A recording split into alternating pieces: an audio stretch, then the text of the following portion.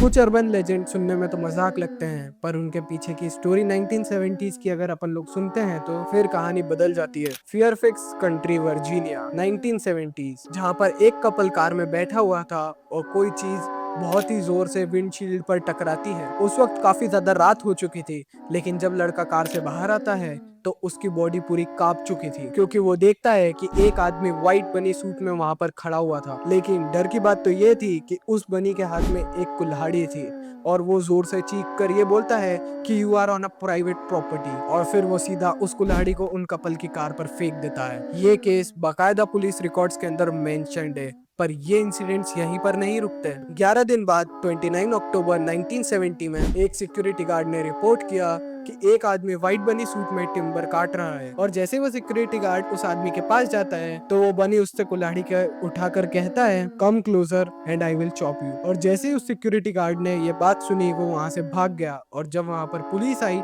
तो वहां पर सिर्फ एक कुल्हाड़ी मिली। वहां से पुलिस ने उस कुल्हाड़ी को रिकवर तो किया, पर वहां पर कोई आदमी नहीं मिला। और वहीं से लोगों ने फेयरफैक्स कंट्री के क्लिफ्टन एरिया में टनल टाइप ओवरपास को नाम दे दिया बनीमैन ब्रिज। वैसे तो वो अटैक ब्रिज पर नहीं हुए थे, पर लोगों का कहना था कि बनीमैन ब्रिज के नीचे आते ही गायब हो जाता है। और इस जगह के ब्रिजेस और ट्रेन टनल्स ने इस चीज को और भी ज्यादा स्केरी बना दिया। और फिर उसके बाद लोगों ने अपने अपने हिसाब से थ्योरीज बनाई कि ये किसी पागल खाने से भागा हुआ कैदी था, कोई नकली रैबिट, या बनीमैन दिखाने से बनीमैन पास में नहीं आता। पर इन सब चीजों का कोई प्रूफ नहीं मिला सिवाय दो पुलिस रिपोर्ट्स के अलावा। लेकिन सच तो ये है कि अर्बन लेजेंड्स तब रियल लगते हैं जब उनका बेस किसी फाइल से जुड़ा हुआ हो, तब उनका डर अलग ही लेवल पे होता है। और अगर आपको ऐसे ही और रियल हॉरर डॉक्यूमेंट्रीज पसंद आती है तो अभी सब्सक्राइब कर लेना द क्रीप को।